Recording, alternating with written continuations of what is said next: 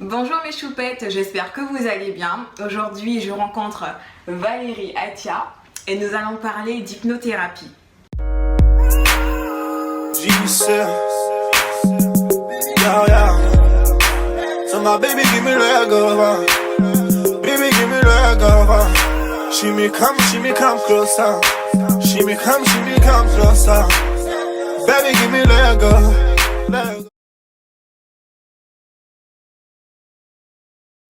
Alors l'hypnothérapie, c'est une thérapie brève qui va utiliser l'hypnose. L'hypnose, c'est un état modifié de conscience qui permet en fait, dans cet état, de mettre le conscient en sommeil, l'inconscient en éveil, pour permettre des changements, pour permettre, on va dire, d'effacer des croyances limitantes, pour changer de point de vue, pour prendre du recul, voilà, et en tout cas favoriser une transformation, un changement assez rapide, parce qu'avec l'hypnose, ça va assez vite.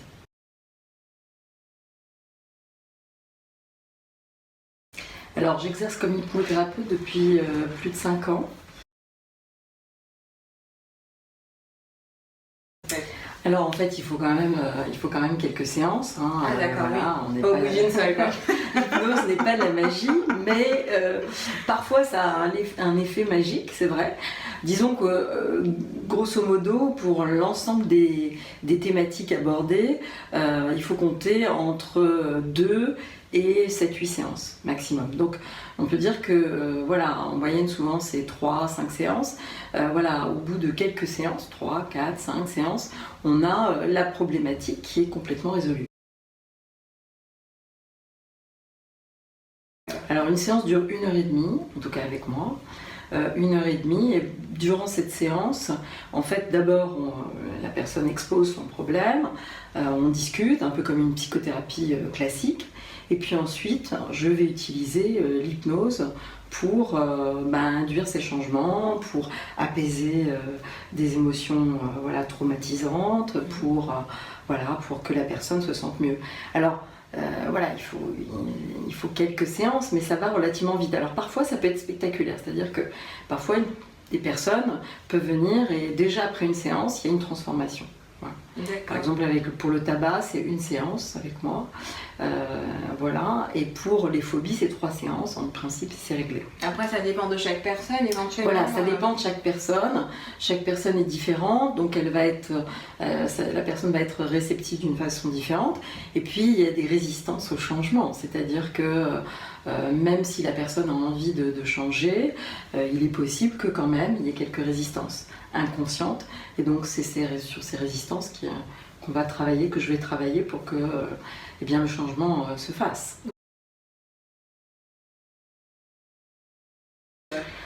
Alors l'hypnothérapie, l'avantage c'est que grâce à l'hypnose on peut traiter toutes sortes de problématiques. Ça va de l'arrêt du tabac, j'en parlais tout à l'heure, l'amincissement, les phobies, le psoriasis, l'eczéma, les crises de panique, les problèmes de stress, la dépression, les deuils, les séparations aussi, des personnes qui ont des difficultés à se relever d'une séparation. Ça peut être aussi les douleurs, des maladies chroniques, voilà, par exemple la colopathie fonctionnelle ou même sur la sclérose en plaques, il peut y avoir des améliorations, un plus grand confort, la confiance en soi, voilà, des problèmes de confiance en soi. Ça peut être aussi une préparation à un examen ou à une compétition sportive. Donc on peut vraiment. C'est vraiment très très vaste, quoi. C'est très vaste, on peut vraiment l'utiliser pour tout. En rôle là, c'est justement d'apaiser ces passions-là, de les écouter surtout. Alors, c'est de les écouter, c'est de les porter, c'est de les accompagner, c'est aussi de les aider à changer, puisque c'est leur demande. S'ils viennent me voir, c'est qu'il y a quelque chose qui ne va pas, voilà, qu'il y a un besoin de changement. Mais en fait, l'hypnose va permettre à la personne de se connecter à ses ressources intérieures. C'est-à-dire qu'en fait, ce qu'il faut comprendre, c'est que l'inconscient, c'est un réservoir de ressources. Et donc, le souci, c'est que les personnes n'ont pas accès à ce réservoir naturellement. Et bien, grâce à l'hypnose, on va leur permettre de se connecter à ce réservoir et d'ouvrir le champ des possibles et de trouver à travers l'inconscient des ressources insoupçonnées pour apporter une solution à leurs problèmes. Donc en fait, l'idée c'est pas que moi je leur apporte une solution, c'est que eux la Ils aillent trouvent. puiser justement en eux et dans C'est que eux trouvent leur solution. Et en fait, on va favoriser ça grâce à l'hypnose. On va favoriser ça. C'est un peu comme si, ça a dû arriver à tout le monde, d'avoir un problème et de ne pas réussir à le résoudre. Et puis, on va se coucher, on dort, et le lendemain matin, on a la solution. Et bien là, c'est pareil. C'est-à-dire que la solution, quand elle arrive comme ça le lendemain matin, c'est que l'inconscient a mouliné toute la nuit le problème et a trouvé la solution. Et bien là, c'est pareil. C'est-à-dire qu'avec l'hypnose, on va favoriser ce processus. C'est-à-dire qu'on va stimuler l'inconscient pour que lui trouve des solutions. Donc la personne va trouver toute seule sa solution. C'est ça le but. Donc à travers des souvenirs ou voilà, tout plein de choses quoi. Des souvenirs, ouais, mais même aller puiser des solutions ailleurs quoi. D'accord. Dans des coins du cerveau, j'ai envie de dire. Oui, dans le cerveau, c'est tellement vaste. Il faut savoir qu'en plus, on n'utilise qu'une petite partie pour certaines personnes et voilà, le trois quarts, voilà. On utilise 10 à 20% de ses capacités mentales, et bien le reste, c'est l'inconscient. Mais c'est énorme. Donc c'est énorme. Sauf qu'on n'a pas accès à l'inconscient naturellement. On y a accès par les rêves. Donc, encore faut-il s'en souvenir, encore faut-il savoir l'interpréter. Tout à fait. Et là, avec l'hypnose, justement, on va favoriser ça. C'est-à-dire, on va permettre à la personne de se connecter à ce potentiel qui existe en elle, mais auquel elle n'a pas accès. J'ai un parcours qui n'est pas linéaire, hein, qui est assez atypique, puisque j'ai commencé dans la finance, donc absolument rien à voir. Ah oui. Voilà, donc j'ai travaillé d'abord dans le secteur de la finance pendant de nombreuses années. J'ai été enseignante, formatrice, j'ai été consultante dans le domaine de la banque et de l'assurance. Donc l'entreprise, tout ça, donc oui, rien à voir avec... rien à voir, absolument rien à voir. Donc j'ai été dans les chiffres pendant des années, des dizaines d'années, on va dire. Et puis à un moment, j'ai un petit peu saturé avec les chiffres, il faut le dire. J'avais envie de travailler sur l'humain. Et puis, en fait, on a commencé à parler du coaching en France, il y a déjà quelques années maintenant. Et j'avais vu une émission, etc. Et j'ai une amie à l'époque qui m'a dit écoute Valérie, métier de coach, ce serait pas mal pour toi.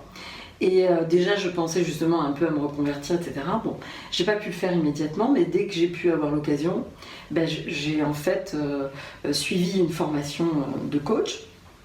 Donc déjà là, c'était de l'accompagnement. Et puis bon, le coaching, pour moi, me paraissait un peu limitant. Donc je me suis dit, tiens, qu'est-ce que je pourrais faire, qu'est-ce que je pourrais ajouter, qu'est-ce que je pourrais utiliser comme technique qui permettrait d'induire des changements plus spectaculaire, plus significatif. Et du coup, j'ai dit tiens, l'hypnose, ça pourrait être intéressant. Je vais suivre une formation, je verrai. Ça m'a plu tout de suite, ça m'a intéressé énormément. Ça m'a parlé. Et puis surtout, voilà, on a commencé la formation et dès le deuxième jour, je mettais les gens en hypnose. Ah oui? Ouais.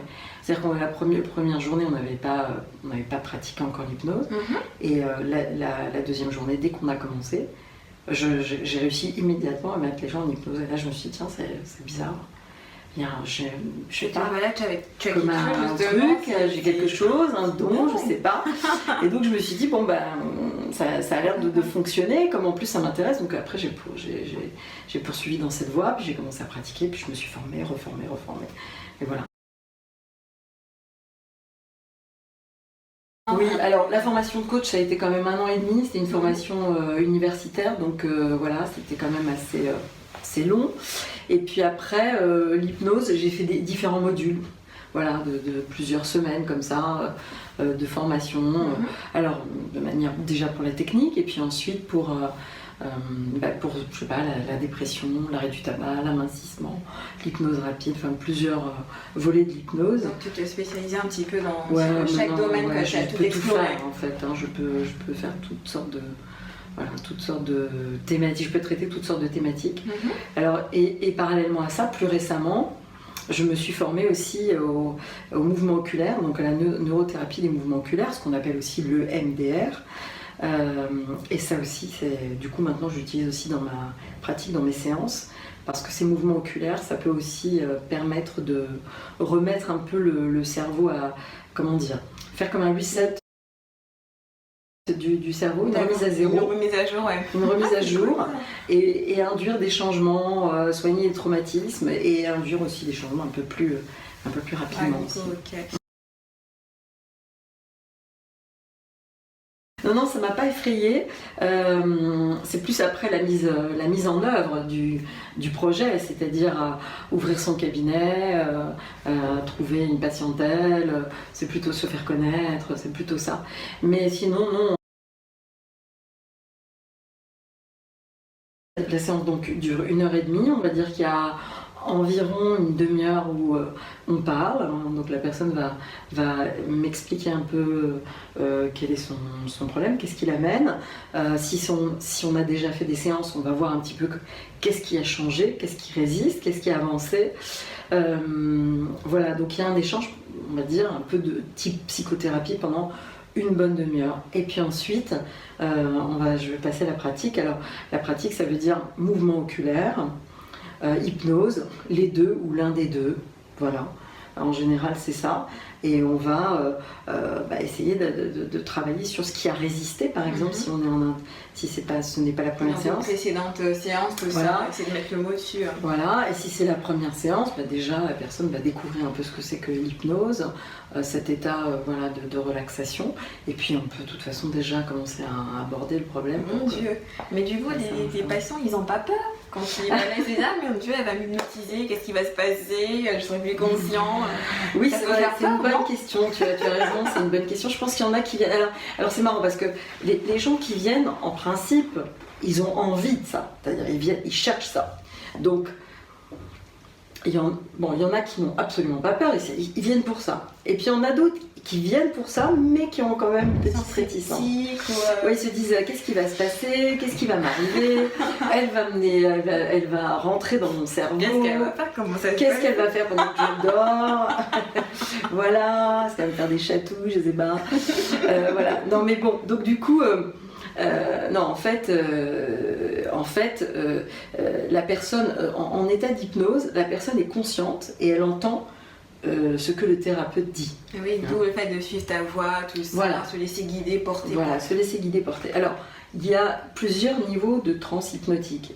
On peut être en transe légère, comme on peut être dans une transe profonde.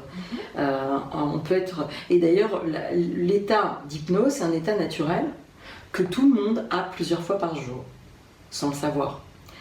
Donc déjà... Quand on t'endort, non Non, alors quand on va s'endormir, on va dire les minutes qui précèdent l'endormissement, les 2-3 minutes, c'est un état d'hypnose profond. Mais on peut être tout à fait éveillé, les yeux ouverts, et être en hypnose. Donc par exemple, je sais pas, toi par exemple, Emma, tu vois, pour venir ici, tu as pris les transports en commun. Voilà. Bien. Eh bien, dans les transports, le métro, le RER, on peut à un moment être absorbé par une lecture. Oui, Okay. Tu prends ton téléphone, un roman, un article de presse, et tu es complètement focalisé sur cet article, complètement focalisé sur cette lecture. Et tu es tellement concentré que tu ne t'occupes plus du tout de ce qui se passe autour de toi. Donc des gens vont rentrer, sortir du wagon, des gens vont peut-être s'asseoir à côté de toi, peut-être quelqu'un va jouer de la musique, les stations défilent, et toi c'est comme si tu n'étais pas là. Ce qui se passe, c'est que tu vois, tu as les yeux ouverts, tu es parfaitement éveillé, ton corps est présent, mais ton esprit est ailleurs. Et à un moment, tu vas arriver à ta station où tu vas comme te réveiller et faire « Ah, mais je suis arrivée, mais cette dame s'est assise à côté de moi, je n'ai pas vu rentrer. » Elle et tout, je comprends pas. C'était pas elle tout à l'heure, c'était un type super beau, je comprends pas, il est passé où? Donc voilà, ça c'est... À défaut de ne pas avoir loupé sa station, justement. Ouais, ça aussi ça arrive. C'est qu'on est tellement absorbé qu'on loupe la station. Mince, j'ai loupé ma station. Ça c'est un état d'hypnose en fait. Alors la bonne nouvelle c'est que s'il y a quelque chose qui se passe, on sort de l'état hypnotique. Il y a des personnes, en principe, les gens sont satisfaits et ça induit des changements, quels qu'ils soient. Là, j'ai une dame, une jeune femme qui est venue il n'y a pas très longtemps et qui a fait 2 séances en tout. Et déjà, dès la première séance, elle m'a dit écoutez, Valérie, vous avez transformé ma vie. Oh, ça c'est beau ça. Alors bon, j'étais assez surprise parce qu'une séance, ça paraît quand même incroyable. Mais effectivement, elle était venue parce qu'elle avait des crises de panique. Donc déjà, les crises de panique ont disparu. Et puis, elle fumait et de temps en temps, elle pouvait avoir boire un petit verre. Qui n'arrangeait sa situation. Voilà, qui n'arrangeait pas sa situation. Et donc, voilà, ces addictions ont disparu aussi. C'est extraordinaire, hein. Je suis ravie, quoi. Donc voilà, moi ça me remplit, ça me nourrit, ça me conforte dans ma pratique. Ça montre que ce que je fais est efficace, que je peux aider les gens et que je peux les aider vraiment de façon très significative. Ça me conforte dans ce que je crois aussi. Je crois en l'hypnose, hein, je crois aussi au mouvement oculaire, enfin je crois dans toutes ces thérapies brèves. Et voilà, et puis ça me rend fière, faut le dire. Ouais. Voilà, franchement pour moi ça fait partie vraiment des plus beaux métiers au monde, les métiers où vraiment on peut aider les personnes. C'est vrai, et c'est pour ça, je pense que ça m'a toujours un peu travaillé, hein, depuis jeune, quoi, d'être là au service des autres, hein, d'aider les autres en fait, d'une façon ou d'une autre. Je pense que c'est quelque chose qui m'a toujours habité, hein. Et voilà, donc maintenant j'y suis. Tu as trouvé ta voie et je suis heureuse, je suis à ma place. Non, j'ai une vie assez équilibrée, puis bon, j'ai toujours cherché cet équilibre parce que le boulot c'est important, mais il n'y a pas que ça, et voilà, j'ai aussi une vie. Puis en plus, quand on est thérapeute, je pense qu'il faut vraiment se ressourcer. Parce que si on ne se ressource pas, et si on n'a pas un équilibre par ailleurs, c'est compliqué après d'aider les gens. Ce sont des métiers, en tout cas moi je le vis comme ça, où être bien soi-même avant, pour pouvoir justement aider autrui. Parce que c'est très prenant. Moi, en tout cas, ça me prend beaucoup d'énergie, ça me demande beaucoup de concentration, beaucoup d'écoute. Donc il faut aussi que moi, par ailleurs, je prenne du temps pour moi, pour faire un petit break. Oui, voilà, que je prenne soin de moi aussi, parce que sinon je peux pas donner ce que j'aimerais donner. Donc oui, alors effectivement, d'abord je fais du sport, voilà, je suis inscrite dans une salle de gym, donc j'y vais régulièrement, hein, ouais, voilà, je fais toutes sortes de cours de fitness, on va dire, Zumba, de défouler, voilà, c'est ça. J'enseigne en fait, mais pas l'hypnose. Je donne des cours dans une école de commerce, c'est une école qui forme des secrétaires médicales, et donc je donne des formations sur tout ce qui est management et développement personnel. Donc des thématiques comme la confiance en soi, comme des thématiques autour du management, mais aussi gestion du temps, des conflits, du stress, des émotions, voilà, l'assertivité, la gestion des conflits, oui, je l'ai dit. Mais l'hypnose pas encore, mais c'est quelque chose auquel je pense que ça se fera à moyen terme. J'ai un site internet.